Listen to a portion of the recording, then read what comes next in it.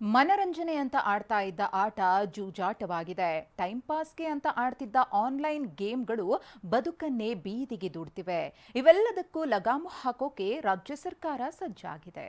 4 ಹೊಡೆದ್ರೆ ಒಂದು ರೇಟ್, 6 ಹೊಡೆದ್ರೆ ಮತ್ತೊಂದು ರೇಟ್, ಸೋತ್ರು ಗೆದ್ರು ಒಂದೊಂದಕ್ಕೆ ಒಂದೊಂದು ರೇಟ್ ಕಟ್ಟಿಕೊಂಡು ಹಣ ಮಾಡ್ತಾ ಇದ್ದಾರೆ. IPL ಶುರುವಾಗ್ತಾ ಇದ್ದಂತೆ ಮನರಂಜನೆಗಿಂತ ಬೆಟ್ಟಿಂಗ್ ದಂಧೆನೇ ರಾಜ್ಯದಲ್ಲಿ ಜೋರಾಗಿದೆ IPL ಬೆಟ್ಟಿಂಗ್ ದಂಧೆ. ಯಾದಗಿರಿಯಲ್ಲಿ ಇಬ್ಬರು ಅಂದರ್ 6 ಲಕ್ಷ ಹಣ ಜಪ್ತಿ.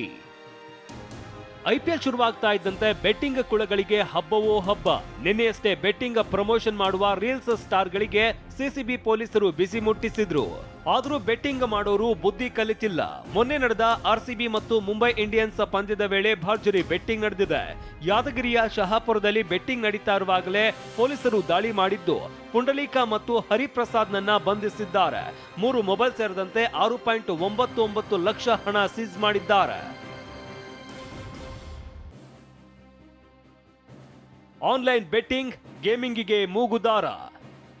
ಇನ್ನು 1 ತಿಂಗಳ ಒಳಗೆ ಆನ್ಲೈನ್ ಬೆಟ್ಟಿಂಗಿಗೆ ಹೊಸ ಕಾನೂನು ತರ್ತೀವಿ ಅಂತ ಗೃಹ ಸಚಿವ ಡಾಕ್ಟರ್ ಜಿ ಪರಮೇಶ್ವರ್ ಹೇಳಿದ್ದಾರೆ. ಬೆಟ್ಟಿಂಗಿಗೆ ಕಡಿವಾಣ ಹಾಕೋದಕ್ಕೆ ಕಾನೂನು ತರೋದಕ್ಕೆ ಚಿಂತನೆ ನಡೆದಿದೆ ಅಂತ ಸಚಿವ ಪ್ರಿಯಾಂಕ್ ಖರ್ಗೆ ಹೇಳಿದ್ದಾರೆ. ಆನ್ಲೈನ್ ಗ್ಯಾಮ್ಲಿಂಗ್ ನಡೆಸೋರು, ಬೆಟ್ಟಿಂಗ್ ನಡೆಸೋರು ಅವ್ರನ್ನೆಲ್ಲ ಕರೆದಿದ್ವಿ.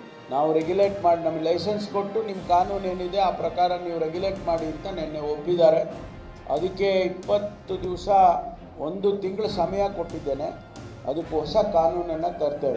ಆಸ್ ಪರ್ ಲಾ ಇದೇನು ನಡೆಸ್ತಾ ಇರೋದು ಯಾವುದು ಇಲ್ಲಿಗಲ್ ಅಲ್ಲ. ಹೇಗೆ ನಡೆಸ್ತಾ ಇರೋದು ಈಗ ಅಫಿಷಿಯಲ್ ಆಗೂ ನಡೆಸ್ತಾ ಇದ್ದಾರೆ, ಲೀಗಲ್ ಆಗೂ ನಡೆಸ್ತಾ ಇದ್ದಾರೆ. ಆದರೆ ಇಲ್ಲಿಗಲು 100 ಪಟ್ಟು ಜಾಸ್ತಿ ಇದೆ. ನಿಷೇಧ ಮಾಡಬೇಕು. 1ನೇದು. 2ನೇದು ಯಾವುದು ಲೀಗಲ್ ಆಗಿ ನಡೆಸ್ತಾ ಇದ್ದಾರೆ ವಿತಿನ್ ದ ಲೀಗಲ್ ಪ್ಯಾರಾಮೀಟರ್ಸು, ಅವ್ರಿಗೆ ನಿಯಂತ್ರಣ ಹೇಗೆ ಮಾಡಬೇಕು ಅಂತ ನೋಡಬೇಕು. ಬೆಟ್ಟಿಂಗ್ನಲ್ಲಿ ಬೆಂಗಳೂರು, ಬಳ್ಳಾರಿ, ಕಲಬುರಗಿ, ವಿಜಯಪುರ ಫಸ್ಟ್.